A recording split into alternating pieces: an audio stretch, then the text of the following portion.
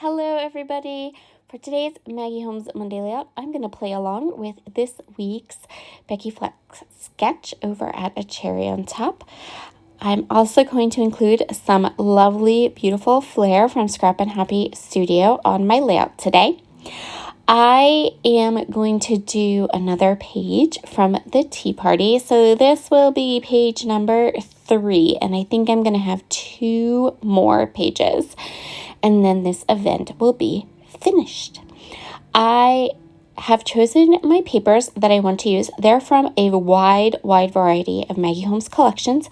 That top paper is a scrap. I think it's from an older line. It might even be like open book.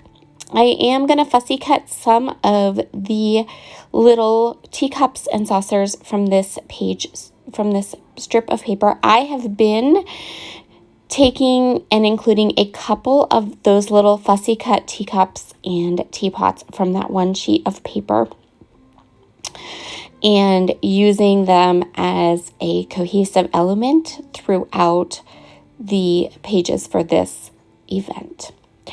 I really wanted to use the little image in the middle of this pattern paper, so I'm going to just cut it down so that I center that image evenly. And then I'm going to take a quick measurement so I know what size my square is.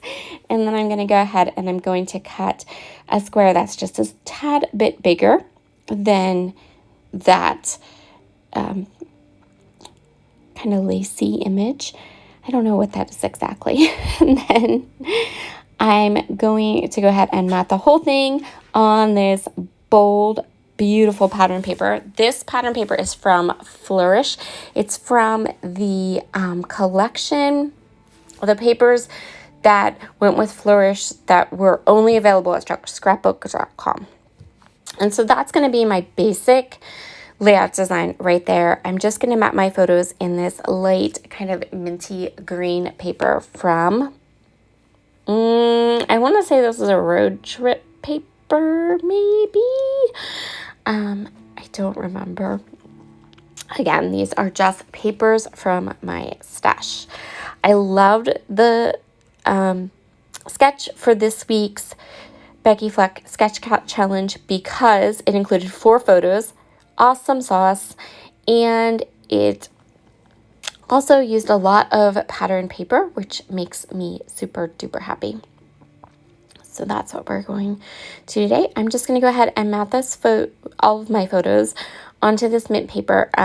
These 2 photos of my niece Anna and my niece Ella are going to get matted together, and they're going to have like a thin mat, and then the other 2 photos from the tea party, I flipped that mint green paper over and I'm going to mat them on the polka dot paper that's on the back, and I'm going to give those a bit of a larger mat. I love both sides of this paper. It is very hard for me to cut into my Maggie Holmes paper sometimes, but right now my container I keep my Maggie Holmes supplies in is chock full, and I really want some Woodside Grove. So this is what we're doing. We're doing it. We're cutting into the paper.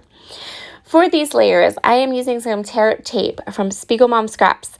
What I do is I put the tear tape around all 4 of the edges of the paper, and then I am going to go ahead and just put a little bit of my tape runner in the middle, and that way I can kind of pull this up, get it nice and centered. When I have it nice and centered and exactly where I want, I just give the middle a good press down, and that will keep the paper in place while I pull the backing paper off of the tear tape. So I have this lighter pattern paper, then I have a pretty big dark matte, this dark green, and then I'm going to go ahead and use that beautiful floral paper as my background. And I think that this turned out beautiful. I'm super happy with how this whole layout turned out. And I have been loving doing these tea party pictures with my Maggie Holmes products. I think that it's just a perfect combination of supplies. I am going to give everything just a small little bit of a ink edging with Vintage Photo Distress Oxide ink, just a little bit, not a ton. I just want a little bit of color along the edges.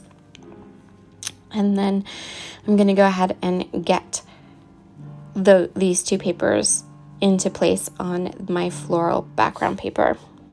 Once I have my floral background paper into place, I am going to go ahead and get my photos into place, and then there isn't a lot of embellishing that needs to happen on this layout. There are just 3 little areas that I can embellish in. I'm going to add a title to one of those areas. I'm going to add some spot to do some journaling. And so this layout came together nice and quick. I'm sorry if you heard the piano in the background. We have acquired a piano and my husband tends to come home, and his way of telling me he's home is to play on the piano, but he doesn't realize that I was voicing over a video. So there are my photos into place, ready to go. For my title, I'm just going to go with something super simple. And I'm kind of hoping that when I go back and pull the other tea party layouts, I haven't used the same title on any of the other tea party layouts because I forgot to check before I chose this one. So I'm just going to use this So Lovely title piece that's on the Parasol sticker sheet.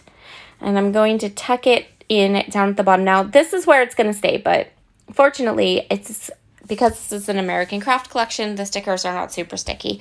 So I can pull these stickers up and down a couple times, and I'm going to place something underneath it to kind of accent that area of my page. So I decided to go through I'm trying to remember what these are called. Is it the potpourri packs or the papery packs, maybe? This is the one from Parasol. And I'm going to go through and choose, I think I used 4 on this. So I'm going to put one, this pretty, like a butterfly underneath the title. I'm going to add a little piece up at the top, and I'm going to add a little journaling spot in the bottom left. And that's going to pull in more of the pinks and some of the yellows that are in the background paper back into the main part of the layout, so everything looks cohesive. At some point here, I'm not sure when, I'm going to tuck in, nope, I'm going to grab this butterfly, and then I'm going to tuck in a button, and that button's going to get completely covered up because I decide over the course of embellishing everything that, here's the button, I decided over the course of embellishing everything that I'd rather put an epoxy flare there, and so I just popped the epoxy flare right down on top of the clear button sticker, and I'm okay with that.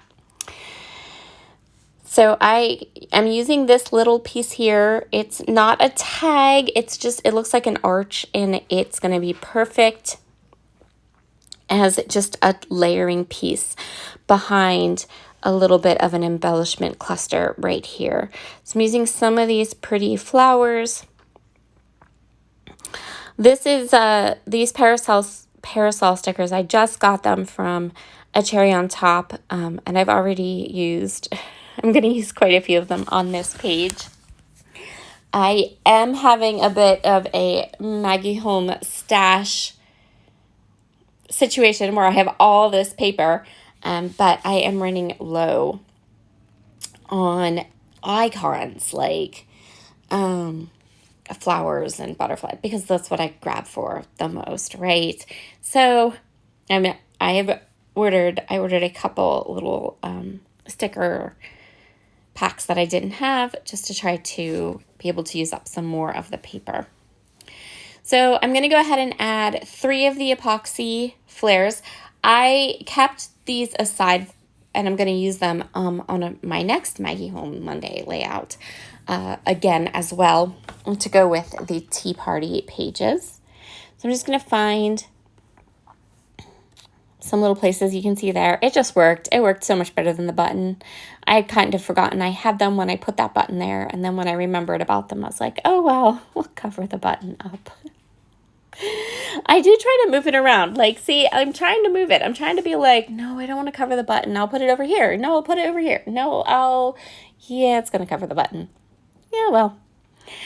For my last little area of embellishment, I am going to work on the area where my journaling spot is. So I have that little journaling spot where I want to write all of my journaling, and then I have that little sticker. That's a washi sticker, and so to make it just a little bit more opaque, I went ahead and put it on a piece of vellum. So it's still, gauzy looking, but it's a little bit more opaque. You can see it a little bit better. I didn't want it to kind of really blend in with the dark green in that border area. So I'm just going to go ahead and trim it up, and I'm going to place that kind of behind my journaling spot. And then that area where my journaling spot is going to be is where I'm going to put the little fussy cut teapot, and I really wanted to use the little cake cloche sticker piece, that one from, this is the 12 by 12 sticker sheet. I want to say it's from Round Trip, I think. So I'm going to go ahead and just add that there, and then I'm going to add one more epoxy flare. I really enjoy using epoxy flares in groups of 3. I tend to stick with that idea of like a visual triangle, and each of the little points on my triangle has something in common, some kind of embellishment in common, and one of those embellishments is quite often an epoxy flare.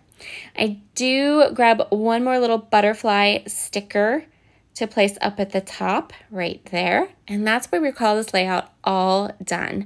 My dear friends, Caitlin, Clary, and Gwen from Created by Gwen are both playing along, and they have Maggie Holmes Monday videos to share as well. So be sure to head down into the description box where you will find the links to their videos.